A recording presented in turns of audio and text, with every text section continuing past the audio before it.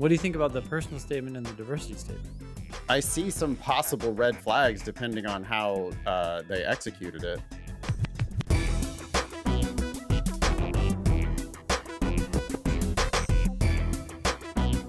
Hello and welcome to episode 490 of the Thinking LSAT podcast. I'm Nathan Fox. With me is Ben Olson. We are the co-founders of LSATdemon.com and the LSAT Demon Daily podcast. We have an appearance coming up tomorrow, actually. If you listen to this on the day the podcast is released, tomorrow, we won't be there, but Abigail and Billy will be at the New York City Bar LSAT Prep and Law School Conference. It's free for students to register. They're going to have their booth and prize wheel set up all day. Billy has a talk at 1:20 p.m. about LSAT prep. So go see Abigail and Billy. They're awesome Demon team members at the NYC bar. Whether you can do that or not, we do also have a free prep test review coming up. That's on Saturday, February 1st with Kaylee. Do the test in advance, which you can do in the Demon, and then show up and review that test with Kaylee again on Saturday, February 1st. Just go to lsatdemon.com/free if you want to sign up for that. We have a tip from a departing Demon here at the top of the show. When people unsubscribe from the Demon, they fill out a little form and let us know how it went for them. So this is somebody who says that they crushed the LSAT and they had a tip for future Demon students. Okay. The advice is don't give up. Fight like you're the third monkey on the ramp to the Ark and it's starting to rain. Okay. Yeah. I guess if you're the third monkey, the first two monkeys, male and female, have already gotten onto the Ark and they don't need you anymore. And James is saying fight like hell to get your spot. Okay. I thought that was a funny little Southern aphorism there, Yeah. and worth sharing. But it looks like James had a great experience in the Demon, and we appreciate you, James. So thanks. The reason, I think that there maybe is a little bit of an instructive thing here, which is, Sure. you might have to work hard to get where you want to go. Mm-hmm. But I also wanted to throw in there that unlike the third monkey trying to get onto the Ark, it was not a matter of life or death. You can also just walk away, right? That third monkey, Yeah, you're not going to in drown. the fable is going to die. But Yeah. in real life, if you decide that it's not the right time for you, there will always be another cycle. If you decide that law is not the right thing for you, there are infinite other careers that you could pursue. So it's not actually a matter of life or death. But if you really want it, yeah, I mean, you got to compete for it. So you're going to have to put in some work if you want to see results, which I'm sure is James's point. Yeah. Cool. We have an email here from Anonymous. Okay. Hi, Ben and Nathan / Nathan and Ben. I have a question that I'm wondering if you can shed light on. I applied to all law schools in Massachusetts and have started receiving responses that have made me very concerned. Before we continue, Nathan, any guess how many schools are in Massachusetts? ABA accredited law schools. Yeah. Like if I go to lsatdemon.com/scholarships and search for Massachusetts, how many schools am I going to see? Yeah, exactly. I'll set the over under at 7. Ooh. Okay. I'm going to go under. Harvard, Boston University, Boston College, Northeastern, Suffolk, New England, Massachusetts, and Western New England. That's Number 8. turns out to be 8 Okay. or less, which is what I'm really worried about. Oh, sure. Okay. Because even people who live in Massachusetts might not acknowledge all 8 of those law schools in Massachusetts. When she says I applied, she doesn't say I applied to all the law schools in Massachusetts. She might just be saying all the schools I applied to are in Massachusetts. That's what she could have intended. Yeah. That's what she could have meant. And so, Yeah. I don't know. Anyway, read her email. And we'll talk. She says, yeah, I got a 166 on the LSAT, graduated from LLB Law and LLM Corporate Law in really good universities in England. Okay. LSAC hasn't given me a GPA because of being foreign degrees, but I graduated top of my class in both. I also have significant work experience in law firms as a legal assistant and paralegal in Boston in big law. My personal statement was what I think unique because I talked about helping a young woman in Africa who was abused by her bosses and linked it to my passion for law. I got very positive feedback from those who read it. I also wrote a diversity statement about growing up with parents with substance abuse issues. I understand you probably need to review my file to give accurate feedback, but I'm hoping this has given you some context. Long story short, I expected full scholarships from Suffolk Law and New England Law. Only Western New England Law has given me a full one, and I don't think it's worth taking anyway. I work with people who got 160 on the LSAT and received a full scholarship at Suffolk. Okay. Since I'm not receiving the responses I want, I will try the LSAT again and aim for a higher score, but I'm pretty discouraged so far. I'm well above their average score. Why am I not receiving the money I thought I would? Any advice? What do you think? 166, no GPA, no full ride from Suffolk. Possible yield protection, possibly that Suffolk, let's see, Suffolk is ranked 130th in the country, median GPA 155, 166 is well above their 75th percentile at Suffolk. They possibly see someone like Anonymous and they go, yeah, overqualified. There's no way in hell you'd be dumb enough to come to our school. We're not even going to try. That's one possibility. What do you think about the personal statement and the diversity statement? I see some possible red flags depending on how they executed it. Totally. I mean, the personal statement was about a woman who was abused by her bosses, and this applicant helped that woman, which could be great, especially if that's what you focus on, the help. But if it becomes obsessed with the story and it's this negative story, and then you have a diversity statement to add to that about parents who struggled with substance abuse, depending on the focus of those two statements, it could just throw up a bunch of red flags for It the student. sounds very high drama. It does. Yep. And so, law schools don't want high drama students. They want somebody who's going to show up every day, participate in the classes, and go to work at a big law firm and make a lot of money and donate money back to the school. And Yep. they want an employable worker bee. Hmm. And this,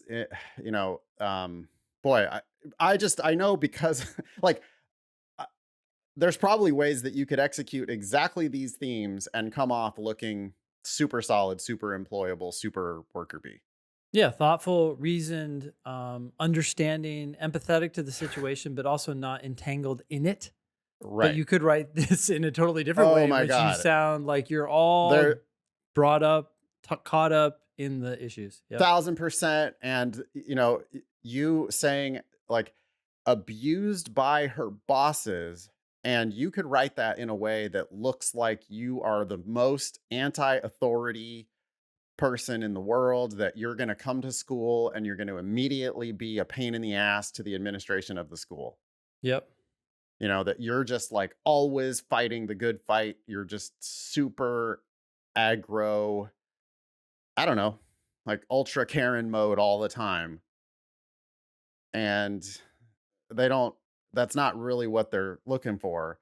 Um, as far as like a diversity statement about growing up with parents with substance abuse issues, maybe just don't.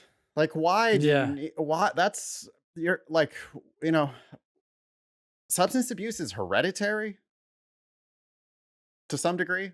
To some degree. Yeah. Hmm.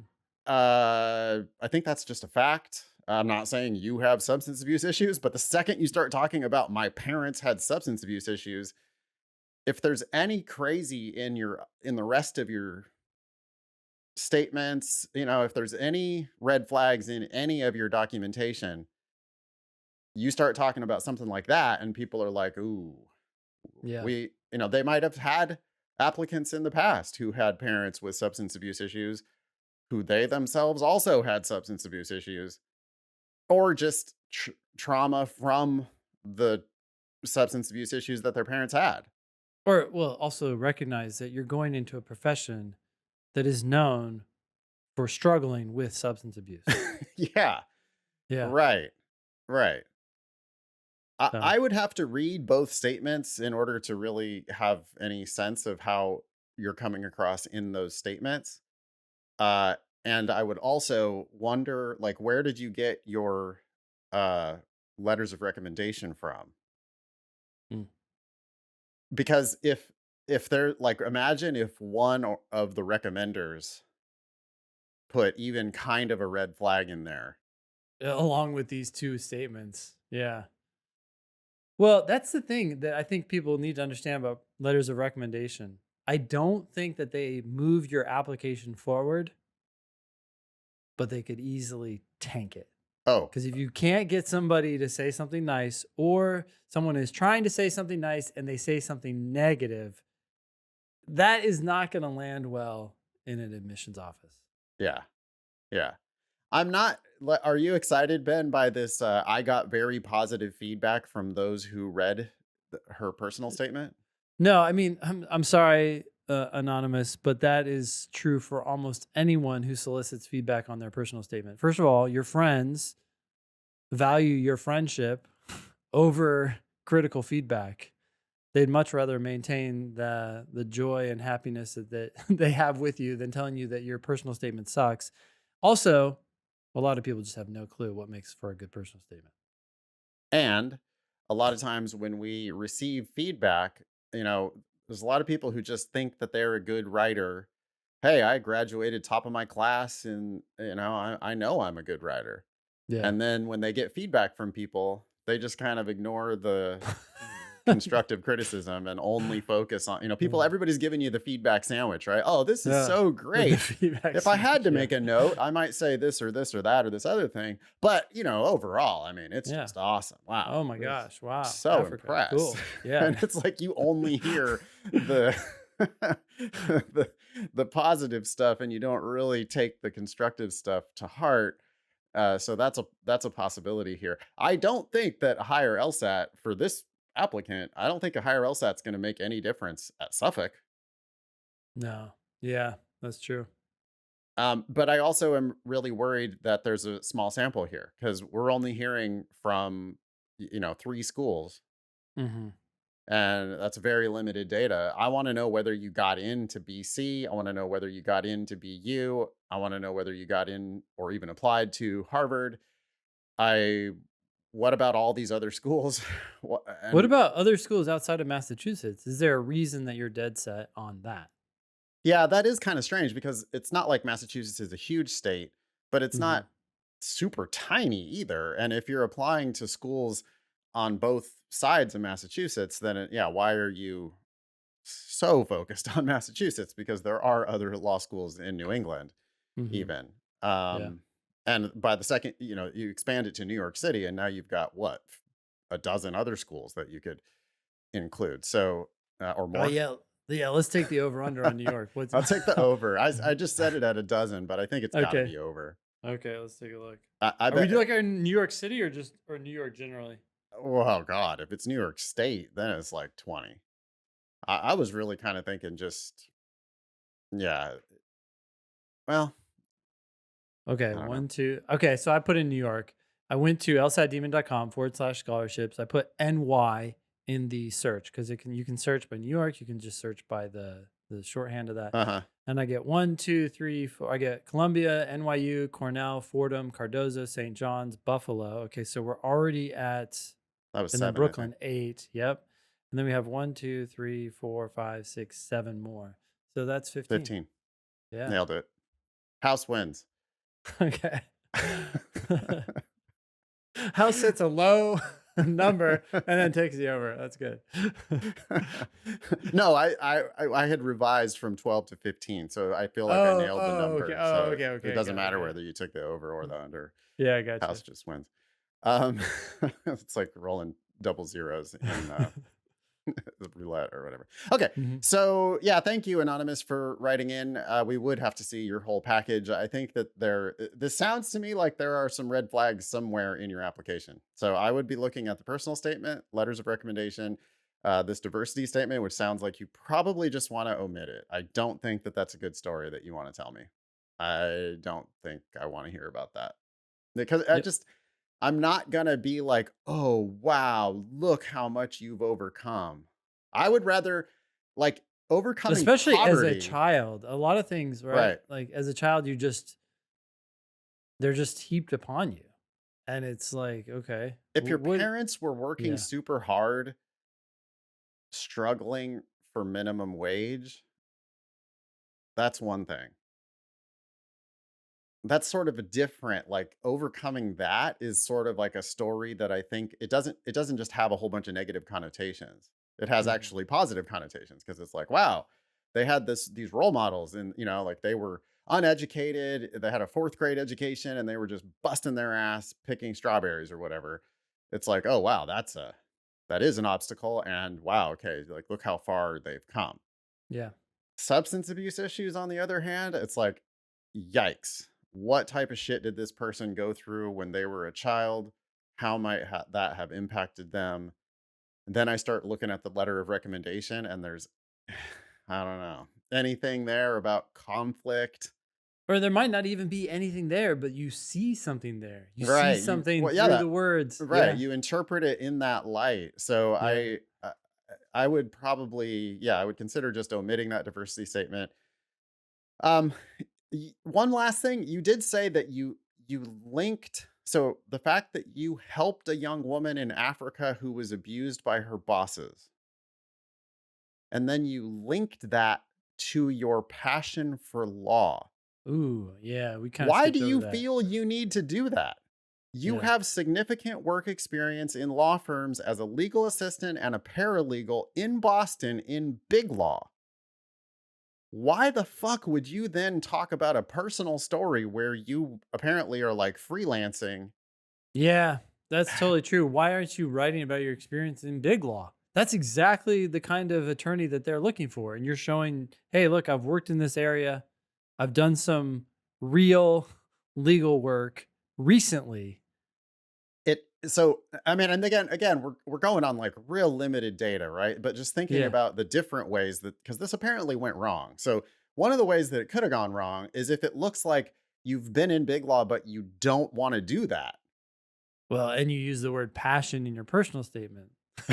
which is just a mistake because law Yeah. schools will say that they want to hear what you're passionate about, but they really want to just see you demonstrating the passion Or and demonstrating specifically, your competence. I don't know if they care yeah, so much about your passion, right? Who cares if you hate right. it? If you're Yeah. competent and They want you to executing, be yeah. competently pursuing your goals. And if your goals are driven by a passion, fine, whatever. But they want you, yeah, they want to see you being successful in your environment. I can't tell you how many times we see statements that are like, well, I don't like that, but I want to do this other thing instead. And it's like, okay, can we omit the part where you don't like the part where you're selling yourself short, the part where you're like just now undermining the fact that you have this successful experience as a legal Mhm. assistant, as a paralegal? No, you fucking love that work. Yeah. For the purposes of your law school application, you love working for them. Yep. And I would be talking about the shit you worked on at work for money. Mhm. Make yourself look like a winner in that context. I mean, maybe this young woman in Africa was a pro bono client of the firm. Mhm. Best case for you. But if this is just some random side story and you're like going off this tangent, I could feel somebody, I just see somebody reading that and going like, wow, yeah, okay. So this is somebody who like while they do have some legal experience, they clearly have these goals that are related to rabble rousing or some sort of other like they just don't really want to do what our school is designed to funnel people toward, Yeah. which is high paid legal jobs. Last thing, I I don't mean to pile on here too much, but I wouldn't say that this email is particularly well formatted or written. No, I noticed several little typos and ambiguities in just the first few sentences. Yeah. And I understand that you're just throwing in an email to a podcast and maybe you didn't give it that much attention. But if you did give this a lot of attention, or you think you gave this a lot of attention, Yeah. maybe that's how you were writing in your personal statement and your diversity statement and your whatever other communications that you may or may not have had with these schools, Including emails. including every email you've ever sent to these schools. And so it's possible that all that has kind of undermined your case. Yeah. Let us Next one. know. Yeah, the next one is from Adriana. The subject is 95 to 100% accuracy, still at 155. Hi, Ben and Nathan. Started studying for the LSAT in September, but really started drilling questions and taking time sections in November. I study at least an hour a day, typically at 5 a.m. before my baby wakes up. That sounds lawyerly.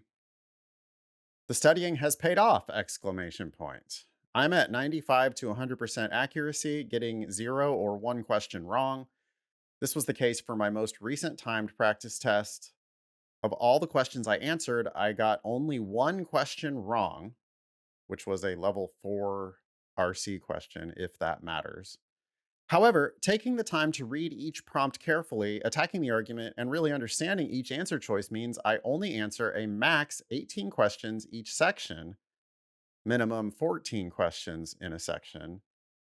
I know this next question will likely prompt a groan, but now that I'm at the level of accuracy you're always touting, can we talk about speed? Is there such a thing as spending too much time on a question? I don't want to lose my accuracy, but my goal is 170 and I need to answer more questions to get there. Thanks for the time. That's Adriana. This is a rare question. This is a rare student. Yeah, People rarely always do. want to ask Yeah. about this before they actually get there, right? But Yeah. here's somebody who actually got to 95 to 100% accuracy. Now they're asking about speed. What's your response when we get this rare question? Yeah, well, so she started taking time sections and drilling seriously in November. Then we had December. Now it's the middle of January. Who knows when she sent this email in? But it's only been a couple months. You're doing exactly what you need to do, and if you continue doing exactly what you've done, I am confident that over time, the max number of questions that you get to will increase. So And you'll there get is, paid every step of the way because yeah, you go from 18 attempted to 19 attempted. You all of a sudden now, because you have such high accuracy, you get one more right in every section, which is an LSAT point and a half or 2 LSAT points. And that's big shit. it is big. And the irony here is that our advice, or at least my advice, and I'm assuming you'll agree, Nathan, is to slow down. Not just on the test, Yeah. but your whole study plan, right? You're Yep. basically saying, hey, how can I speed things up, Yep. not just on the test, but also in my study schedule? And no, just have patience. And if you keep doing what you're doing, you will get faster because your understanding of the test is progressively increasing. Yeah, the way you're gonna get to go faster is that the wrong answers are gonna just look wrong. You're not gonna have to read all the way through every wrong answer to know that it's wrong. You have Hmm. to understand the passage, the question, and the right answer that you're picking. You don't have to fully understand all 4 wrong answers. There's 4 wrong answers on every single question. And so you learn that when an answer starts meandering off, you just kind of go, yeah, no. Hmm. And you get through the 5 answer choices faster.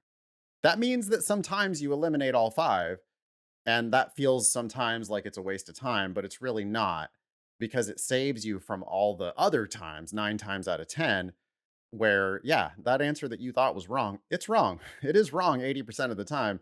And if Hmm. you start reading it and it sounds wrong, now it's wrong like 95% of the time. Yeah. So you might as well just let it go if you have Adriana's level of understanding of the test, you're going to see those opportunities more and more. Mhm. But I have to caution her against trying to go faster. Instead of trying to go faster, just remember that you're good at this test. So if an answer sounds like it's wrong, it's probably wrong. You can probably proceed calmly to the next one. Totally. Slow and steady. You're killing it. Like, I'm so excited about a student who has this exact problem. This Yeah. is the best problem to have. You are capable of understanding the test at a very high level of accuracy. If you stick with that, there is no limit on your eventual performance. If you change plans, you're going to have some good and some bad, and probably more bad than good. Yep. But if you stick with this, man, you're going to have very reliable progress. You're doing great. This next one is from Anonymous. The subject is optional essay. Omit. Okay. No. I don't know. Default presumption, right? Yeah. If it's optional, does it help me to submit this? I agree That's with just my that. global advice. Yeah. Does it help me is it going to elevate the Right. rest of my application? And Right. if the answer is yes, then do it. If it's not, then don't. Yeah. Right. Yeah. Yeah. Okay. Yeah. Okay. Hey guys, I'm a big fan of the demon and greatly value your insight. That said, I have a pretty unique question. Stop saying unique. This is the second time today on the agenda that we've heard unique, Yeah. because Anonymous earlier thought that they had a unique personal Situation. statement. Yeah. Yeah. Anyways, Anonymous's question here is, I've already sent my applications out to schools. However, I have developed a diversity statement slash optional essay that I would like to share with some of my reach schools in hopes that it would strengthen my application. What do you guys think? Would sending it now via email and asking the office to attach it to my application hurt my chances? Is it worth a shot? Do I just live with what I sent? Please let me know. Thank you, Anonymous. Okay, there's no problem with sending it after the fact. And there is no reason to distinguish between your reach schools and all your schools. If your optional essay is good for your application, if it is better than the rest of the elements of your application, then you should submit it. If it's on par with the rest of your application or potentially worse than the rest of your application, then don't submit it. So I'm worried here, though, that Anonymous says, in the hopes that it would strengthen my application. I'm not sure that Anonymous is confident that it's that good of an optional essay, so I would leave it out. Back to the default presumption. I mean, Yeah. the burden Yeah. is on you to prove that you should submit an optional essay. I would say, Yeah. like, what are they requiring you to do? We have heard admissions folk complaining about applicants wasting their time with Mm. optional essays. Hmm. Uh, what, like, are you sure that this is only going to help you and can't possibly hurt you? Hmm. And that's a hard, consider our discussion that we had earlier. Yeah. I would say, if I had to gamble again, today's like a casino episode of Mm. Thinking LSAT. Yeah. But what do you think? Like 25% chance that it was the diversity statement that hurt Anonymous above? Yeah. Yeah. I would say the over on that. Yeah. Okay, yeah, I agree. Yeah. So what are you talking about, Anonymous? What is it in your diversity statement that you think is really so special that Mm. that it's gonna help you? Yeah. Are you sure there's not a way that that could hurt you? There's a little mini logical reasoning question or logical reasoning lesson here, which is Mm. that you don't pick two-way answers on strengthened questions or on weakened Yeah. questions, Yep. right? If Hmm. we don't know, if there's a way you could interpret this that would help your case, but there's also a way that you could interpret this that would hurt your case, Hmm. then, well, you're not going to pick that as an answer on a strengthened question in logical reasoning. Hmm. You also probably shouldn't include that then as an optional component of your application, because you got to remember that these people are skeptics, right? These people are critics. They're in the business of denying applications. Yeah. Most schools are denying more applications than they're accepting, and that's only because people apply broadly. But um, It's not because they don't need students. It's because people apply broadly, they get into better schools. Uh, anyway, probably not. Is Yep. my Go back to your response. initial reaction. Omit. All right, Ben. Let me ask you this: Hmm. what's the deal with University of Georgia School of Law? Ooh, I want to know. And I want to know what Eric has found out. This is coming from a YouTube comment on episode 488. And 25 says, "What's the deal with the University of Georgia Law School? That school is ranked much higher than their undergrad, and they also do a 3+3 program." Oof. Okay. So I don't know shit about University of Georgia School of Law. We could do over under on their ranking. I haven't. Yeah. I haven't looked. I haven't looked at anything. I mean, I know that it's ranked much higher than their undergrad. I think I remember being surprised at how high it is in the past. So I'm gonna Really? say, yep, I'm gonna say 25. Oh. Ooh. Okay. If you were surprised, I'm still gonna go over. Median LSAT is 169. Oh, okay. That's decent. That Yeah, might that force changed. me to have to go under. What is Yeah, it? it's a school that doesn't like get that much, press or whatever, but it's ranked 20th right now. Georgia is tied with Wow. North Carolina, Notre Dame, USC for 20th in the most recent US News rankings. Uh, I started typing in George, and we have one, two, three, four, five, six law schools in this country that have the word George in them. yeah, not surprising. I am taking a look at the tuition roll call right now before we get into Eric's information about the school.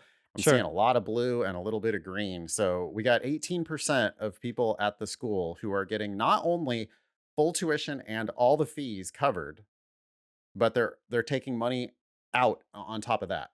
Wow. Almost 100 students. That's So insane. yeah, 18% getting a stipend. Hmm. Another 7% getting full tuition and all the fees. Okay. So that's a quarter right there.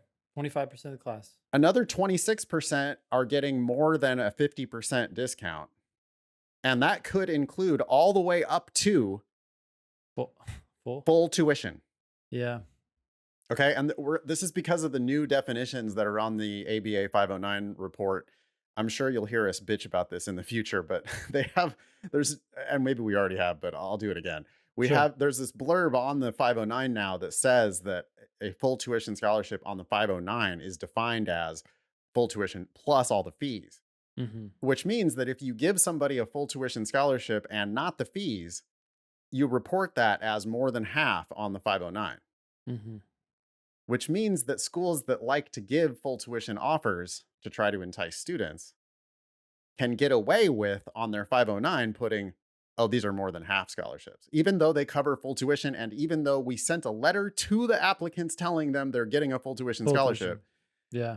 because of this rule on the ABA 509, they report that as a more than half scholarship. If they're following the rules, if they're even paying attention to what the rules are If they're on paying the attention. 509. But the bottom line here is right. When you go to the scholarship estimator and then you click in on a school, you can see how many scholarships are being given. And all we're saying is that these scholarships may be underreported. Right. So the scholarship estimator, even though it's showing A lot. insane, like right. So we're looking at 25% of the class getting full tuition or more. Hmm. But that's full tuition and fees or Hmm. more. Hmm. And then an additional 26% of the class getting possibly full tuition, which would then get you up to 51% of the class getting full tuition or more. This I is broke Ben. interesting. Yeah. Well, I just He's realized staring that into space. I was staring at space because I'm looking at the estimator right now. We developed it when this definition was not in place. Right. And what it says is if you have a full tuition scholarship, it's like, oh, well, then you probably paid 1,400 in fees. But now that actually should say zero Yeah. if they're reporting their data correctly. Right. We should consider changing the estimator to reflect that. So now if you're getting a stipend, you're getting tuition, fees, and plus. Hmm. If you're a full tuition on the 509, that means you're getting full tuition plus fees. Yeah. And then that means that this big more than half category, which every school seems to have a lot of people who are getting more than half, that category could Mhm. actually include all the way up to 100% of your tuition. And it could And include some money almost for fees, right? yeah, It just almost doesn't. all. If it's like $1 short of covering all the fees, then it's going to be reported as more than half according to their rule, which is funny because it's like, is this misguided regulation or is Or this regulatory capture yeah, or some wildly combination of intentional. the two? Yeah. Because I can see them Oh, it's thinking like both. It's both. it's probably both. Yeah. Yeah, there's some Because, people who are like, haha, and there are other people like, oh yeah, that makes a lot of sense. right. Okay, we should do that. Uh-huh. Yep. Oh yeah, exactly. Yeah, it's a negotiation, right? So the Yeah. the people who are really just on the side of the law schools are sitting there like, "Oh, of course. Yeah, no, we want to disclose this." Oh yeah. And then the people who are really legitimately doing what they think is consumer Consumer. protection are Yeah. like, "Wait a second. If it says full tuition on the 509, then it really should include the fees. Yeah. Yep. Cuz otherwise, you're giving people a misguided report that you're not, that these full tuition offers are not actually full tuition." Yeah, I mean, on some level it is a gotcha, right? Because it's like, oh, we gave you full tuition and we have $5,000 in fees. But this reporting on the 509 Yeah. does not stop the schools from actually doing that to individual applicants, because Yeah. individual applicants see, I mean, and we have examples. Are they on the agenda? Like, do we have the Maryland stuff on the agenda? Yes, we do. Oh, okay. Okay, so we could get into it maybe a little bit deeper, but when we talk about Maryland a little bit later on the show, we're going to learn that schools are out there writing letters to applicants saying you're getting a full tuition scholarship. Hmm. But since it doesn't cover fees, that same school reports it as more than half on their 509. Yeah. So then the 509 is potentially dramatically Under. understating how many Yeah. full tuition offers they're actually making. Yeah. So based on this school right now, 51% of the class is getting more than half. Uh, which means you shouldn't go to this school unless you're getting more than half and potentially more. You potentially need a lot more than half to justify going to this school. Yeah. And what do you think about their 3+3 program in light of that? Oh, that's interesting. Yeah. So their 3+3 program is probably funding all these stipends. Very likely. Yeah. Very likely. It's Oh, not that great. that's so cringy.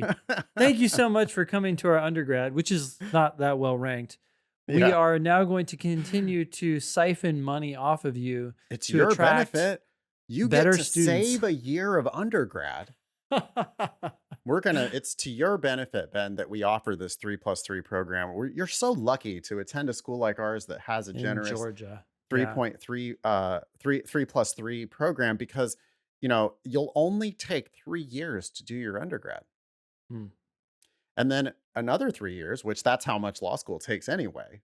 So another 3 years of $38,000 a year covers three, times three. So another 100 grand. You tack a JD onto that. And then you can compete with all these high LSAT people that we recruit from elsewhere who are not part of the 3+3 program. Oh, You can compete jeez. with them for grades while you pay for all the expenses of the law school. Because it's possible that as much as 51% of our class doesn't pay anything tuition wise to go to this school. And I would be shocked. Now, we could be wrong. Maybe the 3+3 program includes a full tuition scholarship. Yeah. It could be. Yeah. That Yeah, would be much more respectable. it could be. And I would almost guarantee that it doesn't, because how is that in their incentive? If you're on a 3+3, they assume you're not applying to any other law school. Yeah. They've In fact, locked it you might even in. be part of the contract Yeah. for the very valuable consideration of letting Oh, you get your undergraduate in 3 years. You commit to us that you're not going to apply anywhere else. I mean, don't bother. You don't want to bother with all that. Just get to our minimum LSAT. Uh, I, yeah. You know how sometimes schools have dramatic differences between their 50th and 25th percentile LSAT, but Mm, they have very little difference between their 50th and 75th percentile LSAT? yeah. Hmm. Ooh, that's what we have here. Georgia has a 75th percentile LSAT of 170. Their median LSAT is 169. And then they go bottom fishing. Their 25th percentile LSAT is a 159. So there's a 10-point gap between the median and the person who's actually paying tuition at this school. Mm, On the theory that they're giving the scholarships to somebody based on merit. Those scholarships are going to high LSAT people to prop up their median, to prop up their ranking. yeah. The people who are coming in with that's a full 25% of the class that's actually going there with less than a 159 LSAT. Yeah. Probably a shit ton of people on a 3+3. Those people are coming in ill prepared to compete, and they're the ones that are going to be footing the bill. Wait, so can I think I can figure this out. It says that total in first year class is 178 people. LSAT admissions enrollees is 175. Okay. So that's a difference of 21, right? So we got 21 people who came in some other way. It does say that 4 people came in as GRE admissions Hmm. enrollees. So now we're down to 17. So did those 17 people come in the 3+3 program? Or just any other way of squeaking in the back door, just barely getting in instead of being an actual competitive applicant applying broadly. Or maybe they did apply broadly and Georgia was the highest ranked school they got into, and maybe they're rich. And I don't really feel sorry for those folks, I suppose, because it's like, yeah, your grandparents are paying for your tuition anyway. Then I don't. It's still a bad outcome though, because what you're getting a degree from a school that's not going to really help you get a job. So now Yeah, but it you're might make grandma and grandpa happy now, and maybe they're going to employ you in their law firm anyway. And so there is a class of people who are gonna foot these bills. they're just not You know, going to get hurt by them. Yeah, no, sure. no, because their name's already on the building, Yeah, yeah. right? Like But I think it's a those. small class. I don't know. That's a fairly small segment. Maybe Yeah. I'm just attuned to it because I'm rewatching Succession these Mm. days. Fuck, that's a Yeah. great show. God damn it, that's a great show. Anyway, I could um, not get through that. I was just so oh, annoyed by the whiny whatever the son or I just couldn't. it's so good. By Rome, you didn't like Rome, Is he the um, main guy? He's like, yeah. or no? Kendall is sort of like the main, the I second don't know. They son they just who's. all seemed like adults who were in their like teens or something. Yeah, of course. Yeah. It is. I mean, there's not like a good guy in that show. Uh, but God, I love that show. Anyway, Yeah. um, should we continue Yeah, figuring we out what the should. deal is with Georgia law? Yeah, do you want to read this? Sure. Located in, sorry, it's a public law school founded in 1859, located in Athens, Georgia, which is about 70 miles east of Atlanta. Probably Yeah. about a 4-hour drive to Atlanta, knowing what I know about Atlanta traffic. Uh, Georgia 509, we've already looked at. We have employment outcomes. We can take a look at those. But under scholarships and costs, since that's what we were already talking about, Mm. Eric told us that Georgia law has the lowest nominal tuition in the top 20. 2Ls from out of state can qualify for in state tuition, and many receive in state tuition matching scholarships. I would assume that that means for 1Ls. So they attract high LSAT people from out of Mm. state. This is a pretty Mhm. common thing, Yep. which, I would love to know if the Georgia state legislature is familiar with this. Like on the theory that, I mean, the South is cheap, right? It is cheap to live in the South. Mm. Everything's cheaper in the South. Mm. And so it's not surprising that a school that's solidly in the South, like Athens, Georgia, it would be lower tuition. But it's also a public school, which frequently is like, quasi government funded. And so to May have some other goals, right? Like try to get people into the state and yeah. help the state of Georgia by like helping the the people of the state of Georgia. So, Yeah. maybe they are, maybe one of their goals is to recruit talented people from out of state. Mhm. And Yeah. if they have to give scholarships and if they have to match in-state tuition, I could see a lot of people in Georgia, people in Georgia, they tend to be really pro-immigration. So they're probably like, we love all these out-of-towners coming in, getting our in-state tuition, even though they don't, in fact, live in state. They're just Yeah. getting these scholarships. No, I don't know that they may or may not like that, is what I'm saying, right? Yeah, I got you. Okay. Uh, Eric continues, we recently looked at Pre-Law Magazine's rankings for the best value law schools. That was when we discussed Texas A&M. Georgia Law has ranked number 1 on this list 5 times in the last 7 years. Damn. U.S. News lists Georgia Law as one of the top law schools where you can pay off your debt based on graduates' salary to debt ratio of 1.43 to 1. Hmm. And recently, they have gone from 33rd in the rankings, that was in 2019, all the way up to number 20 in 2024. And it's been ranked even higher by Above the Law, up to 13 in 2022, although now it's down to number 27. Who knows? We haven't looked at Above the Law rankings in a few years, it feels like. Yeah, like, it's almost like they haven't been actively promoting it or I think so, yeah. Hey, Yeah. so this does make me wonder if the outcomes are good, then maybe we are unfairly dunking on their 3+3 program. Maybe they are giving full ride scholarships or at least generous scholarships to reduce the debt for those applicants. Who knows? That is certainly possible. Like I said, it's cheap to live in the South.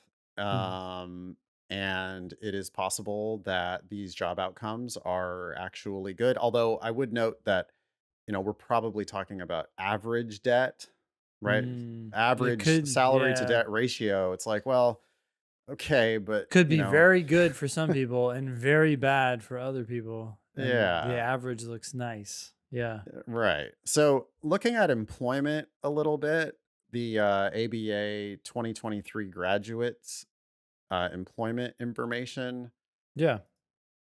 looks like total graduates 173. Of those, 154 of them are employed in a bar passage required job, at least according to their report.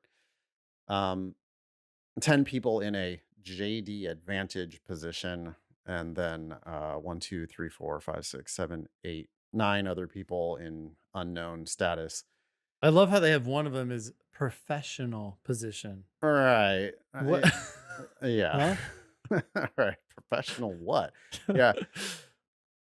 Okay. So, what kinds of firms are these people going into? I think, Ben, you've been using 250 as the cutoff for big Yeah, law. yeah. So, people in firms of 250 or more lawyers, we're looking at 47 of the 173. Mhm. So, what is that? 25%?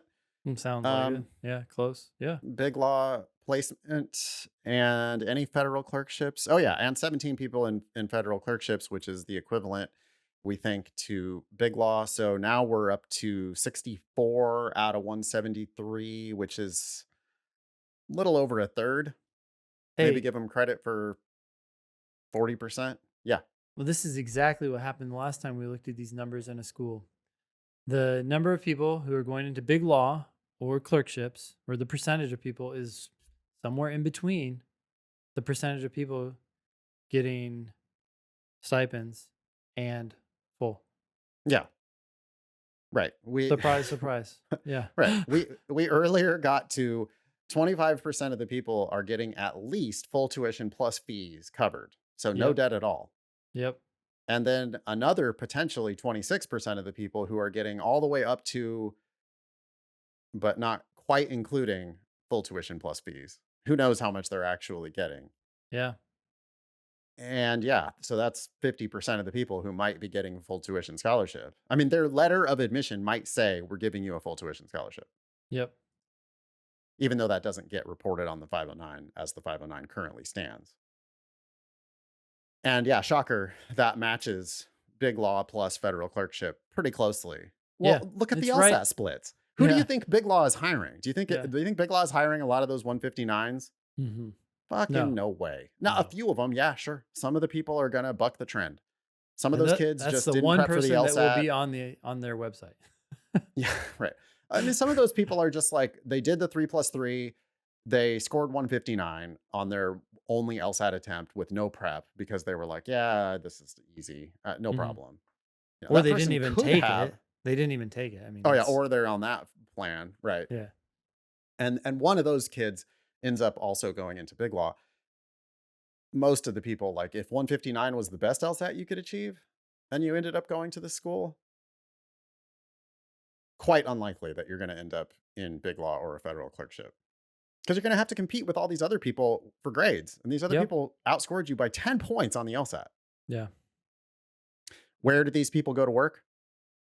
What, 60% of them go to end up in Georgia, which isn't surprising. No, way more than 60%. 72%. 72%. All right, not way more. Sorry. But I mean, that's a lot. Like, Yeah. that's, Yeah. you know, the by Almost far 3/4. Yeah. most common state where somebody's going to work if you go to University of Georgia is in Georgia. I mean, the second largest is 6 people go Mhm. to DC and Mhm. 6 people go to North Carolina. Yep. And then I guess there's like, Yeah, just spread out. Small numbers though. yeah, small numbers in a million other states. But it's, yeah, like most of these jobs are going to end up in Georgia, which is not surprising. Yeah. What more do we want to say? From Wikipedia, based on the 2005 to 2021 graduating classes, the School of Law was ranked 14th among the nation's law schools for sending its graduates to clerk for the U.S. Supreme Court. Wow.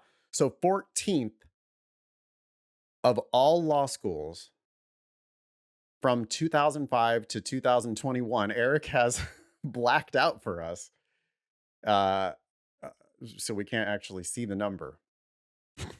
So we get to do our casino game Oh my again. gosh. How did Eric How know we many were gonna people do you this? think that actually is? Well, I was trying to figure out how many clerks there are. But is this over that entire time frame? Or It is is this over that entire time frame, but I'm guessing that the number is still going to be really low. Oh, it's gonna Because be low. Yeah. if you're 14th, it's like, well, number 1, Harvard, number 2, Yale, number 3, Stanford.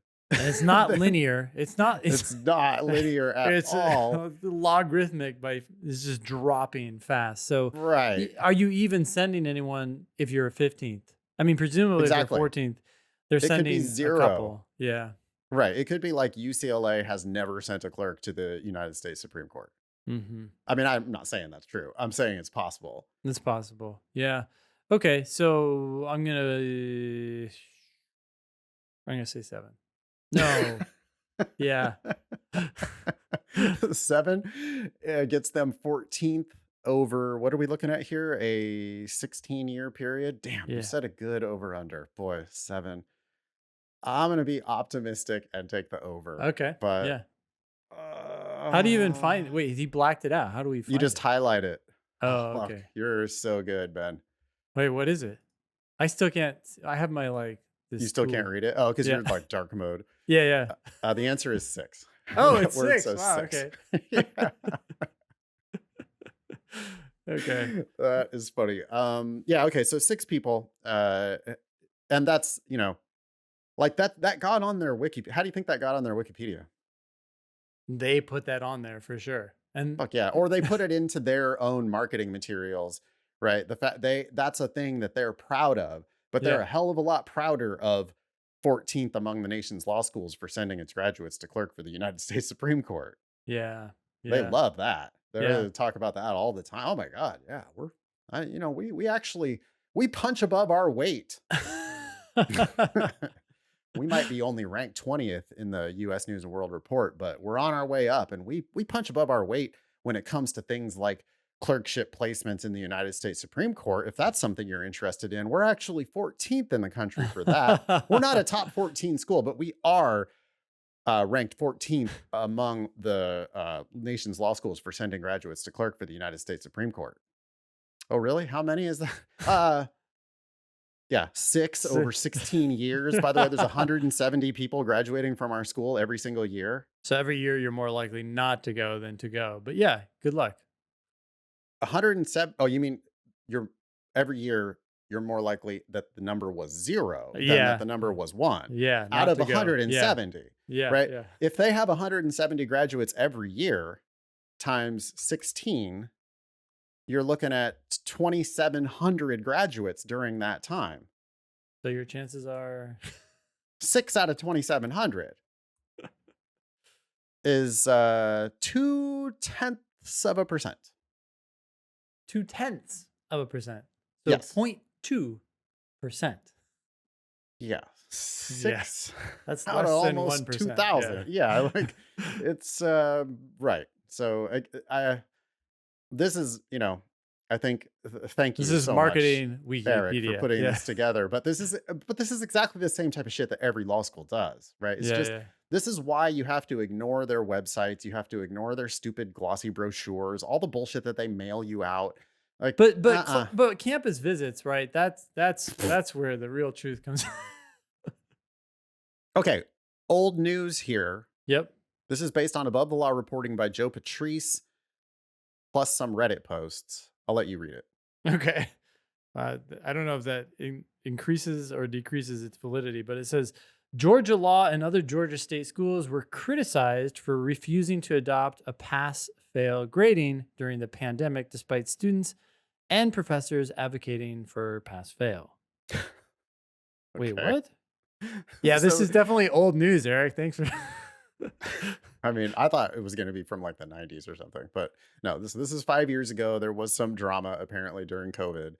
I remember lots of schools going pass fail, and apparently Georgia was like, "No, fuck off."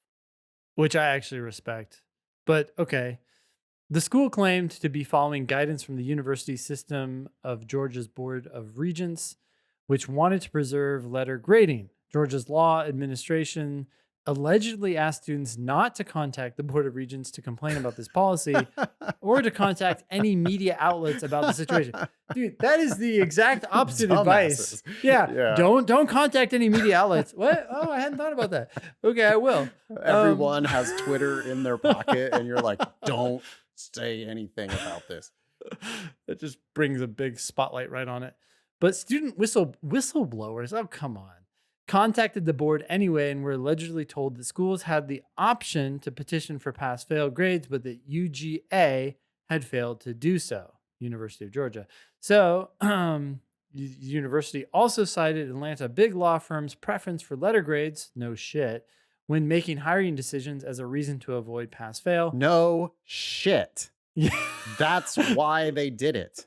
Look, this law school has people with a 169 median LSAT Yep. and a 159 25th percentile Wildly LSAT. different. Yeah. So their Of course, they're GPA, not going to yeah. go pass fail because they also know that no one fails in law school. And I mean, it's hard to fail in law school. Very hard. Yeah. What are you going to do? Chop off the bottom 1% of class? Maybe that's what they do. Yeah. Yeah. So it's especially at a higher ranked school. They want to keep everybody happy. They want to keep everybody's tuition. They don't want to get a reputation for failing people out of their law school because then Yeah. nobody will come to their law school. Yeah. And so, but if you're a big law firm and you're Yeah. like, fuck no, I hire from your dumb school. I need to know that the people that I'm hiring are the better part of your class because Yeah. we're only going to hire 40% of your class. We're not hiring the bottom 60% of your class. And if you go pass fail, we will have no way of differentiating. I suppose they could still just ask for LSAT. Yeah. They could go back to Cut that, out the but middleman. I agree. I agree with that. And I agree with the school not changing it. I don't remember all the reasons people were advocating for pass fail, but to me, it just seems like, hey, we moved teaching from in-person to online. Adapt. Some Yeah. will adapt better, some won't. It's how else are you going to distinguish between people? That's what the point of school is. Right. Because if you got COVID, you could withdraw, defer, Yeah. whatever else, right? It's not Yeah. like it's not like we had to do it. It is hard to remember what it was like during pandemic days. I think it was But- everybody's just like, oh, here's an excuse to get out of my C. Oh, well, of course, And from the all the student's A perspective, students were it's like, wait, what? But there's just not as many of them. right. Yeah. I would love to know who these student whistleblowers actually were. I mean, it was Yeah, the also this like bottom of the heavily class. politicized thing too, right? So the people who Yeah, were like super blue would have been the ones who are like, no, we have to do the maximum to protect ourselves and herd yeah, immunity, and we need pass fail grading in order to make it whatever. yeah, And you know, but meanwhile, right, there was like the lazy kids like me. I would have just been like, oh, pass fail. Yeah, that sounds yeah. awesome. That's great. I can now be on par with all my other peers. Yeah, And then the thank you. top students are like, what? I had straight A's. You fucking kidding me? Okay, so Uh, interesting that they didn't do it. Um, okay, anything more? Do we feel like we have talked about what the deal is at University of Georgia School of Law? yeah, I think it sounds like, especially if you can get a stipend, which they're giving out a lot of, this seems like a potentially good school to go to. Cool. An Yeah. anonymous listener shared some information about Maryland Law's American Bar Association 509 report. Okay. We have a link here to Maryland's 509, and then the listener writes, "I'm an alum that got a full ride, and a full ride is in quotes. My full ride didn't include fees." Okay, so this is exactly what we were talking about. They were told that they were given a full ride. They had to pay the fees. So how would this be reported on the 509? It would be reported as more than full if they're following the rules. No, no, They, less than full, right? Because they didn't get the sorry, fee. more than half. More than. Thank you. I misspoke. It would be reported as more than half Yep. Okay. uh, because the American Bar Association 509 report now says, as a consumer protection measure, apparently, Hmm. but it actually just protects the law schools. It says that if it says full tuition on the 509, that means they got full tuition plus full fees. So they could write a letter to someone like this Hmm. telling them that they got a, as it turns out, named full tuition scholarship, Yep. and then not report that as a full tuition scholarship on the 509 because it doesn't include the fees. Yeah. Um. Okay. So yeah, and anonymous goes on. I also got one of the quote special named scholarships, just as you were saying, Nate. So I get invited to the scholarship luncheon every year as an alum. Parentheses. They want my donor money. That's not surprising. All right, so Maryland has expanded to some 35 to 40 or more full tuition scholarships it offers to students, though it doesn't offer every single one every year. It offers at least 25 or more yearly. Okay, so if you offer at least 25, 30 scholarships a year, then you would expect the entire class, right, for 3 years to have around 75, 90 scholarships that are Yeah, full and tuition. yep. But when we look at the American Bar Association 509 report, we see that they have two people listed in the entire school. So that's all 3 years. They have two people listed as full tuition and another 18 people with more than full tuition.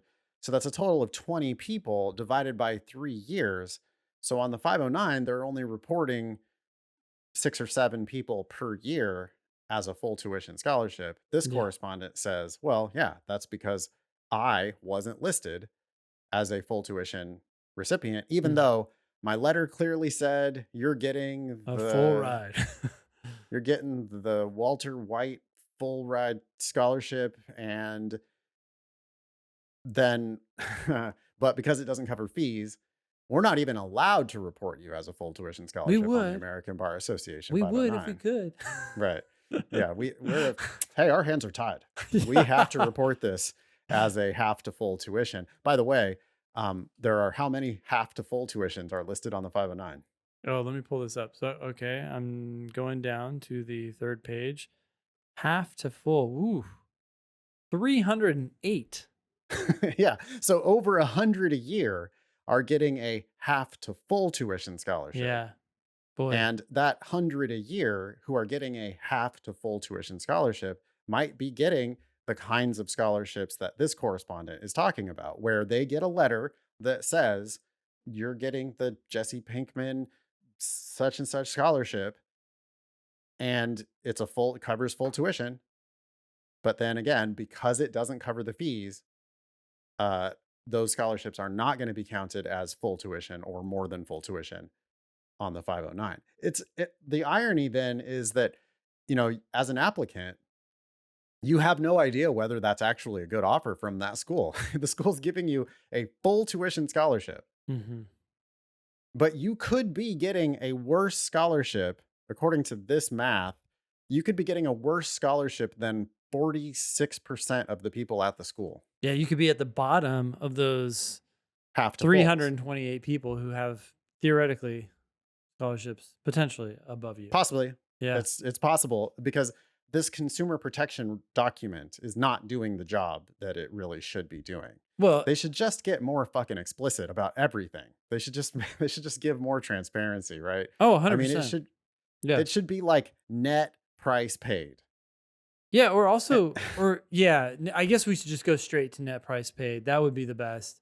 If they're not willing to do that, if they want to break up this stuff, why are the tuition categories so vague? Less than half, half to full, full, more than full. Why not,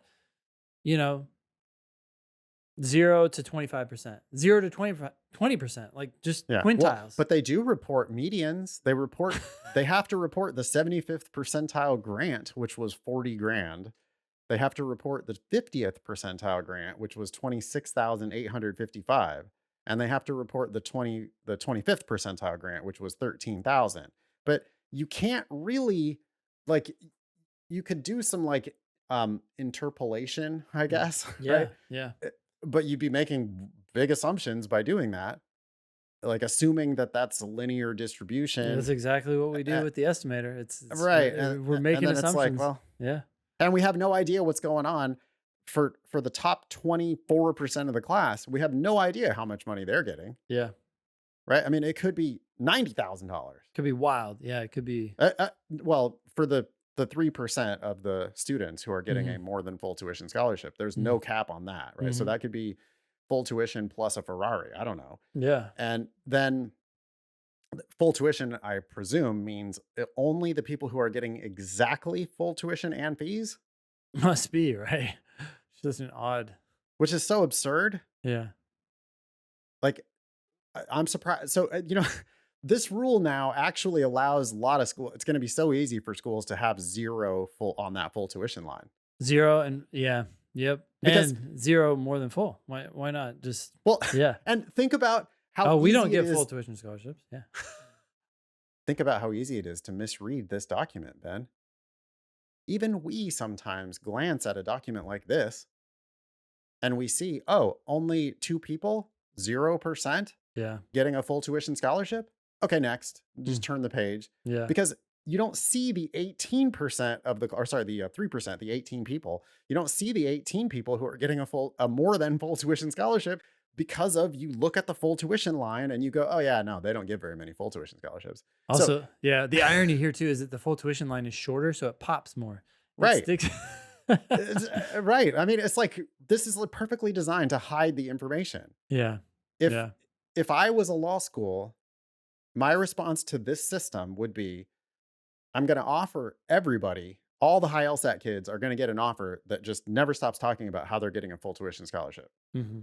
Then my actual offers are going to be like $1 short of full tuition plus fees Mm-hmm. so that I can report them as half to full.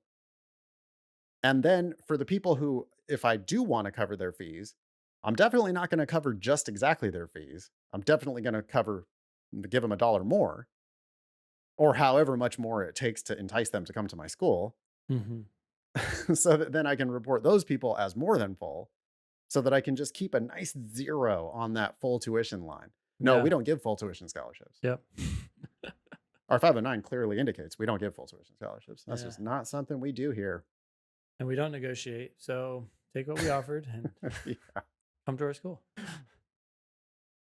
Okay, so we got word of the week. This is from Discord. Yeah, we've got a Discord for LSAT Demon community. And this is Mackenzie posting. One of my favorite parts of the podcast is word of the week. I stumbled across this word and I have no one to share it with. Crying, laughing emoji. So no one in my circle gives a hoot about language. And the word is desideratum. Desideratum. Okay. Example, some of the author costs are used to pay reviewers, causing one to question whether the process is always unbiased, as is the desideratum. What? I don't. That doesn't help me understand what that word is meant to. That No. context is weird. But is this meant to be the definition that Mackenzie provided here on Discord? Is a desideratum something that is needed or wanted? I don't That would know. that would I actually mean, sound right. That kind of because of matches the desire, right? desire root of the word. Yeah. That must be the definition. Desideratum, something that is needed or wanted. I'm just looking it up. Oh, so right. So we would want unbiased reviews. Hmm. That would be the desideratum. That would As be the is desired the outcome. desired outcome. Okay. Wow. Is that what that really means? Desired outcome? Desideratum is Something, the yeah. desired outcome? Something that is needed or wanted. That sounds like similar to desired outcome. I'm just going to look it up. Yeah, okay. So you said integrity was a desideratum, something needed or wanted. Yeah. Similar, it's a requirement, a prerequisite, a need, an indispensable thing, a desired thing. So I'm curious, Mackenzie, where did you come across this word? One thing about words is it's very helpful to know what they mean. It's not always helpful to use them in your writing. I don't think I would ever use this word in my writing because it would just create confusion unless it was for humor. But anyways, Yeah, it's good to know what it means. I agree that you could always just say, that's what we would want, or that's what we would desire, or, but I guess, I mean, maybe it's more efficient. You could say something like an American Bar Association 509 report that accurately reflects the kinds of scholarships that students are getting is our is the desideratum. is the desideratum. Yeah, that's funny, right? But You could say is a good idea, or is a would good, be yeah, preferred, is or what we something like need. that. I don't know. Yeah. But Yeah. I will say, Mackenzie, you say, no one in my circle gives a hoot about language. You are entering a world where everybody, at least in theory, cares a lot about Like language. the fucking only thing they care about. Yeah. I mean, they care about winning, right? They Yeah, care yeah. about winning, and how do With they words. win? With words. Yeah. Right. Mhm. So yeah, you are entering the arena, and everybody is sharpening up their spears, and they're using words as their spears. So I'm glad that you're giving a hoot, because that's where we're going. Yeah. Be LSAT famous. Please ask questions or share news with us on our website, thinkinglsat.com, or find us on all the socials at LSAT Demon. If you have questions about LSAT Demon, you can email help@lsatdemon.com. Check out our other podcast, LSAT Demon Daily. That was episode 490 of the Thinking LSAT podcast. Thanks all y'all for listening. Nice knowing you. Don't pay for law school.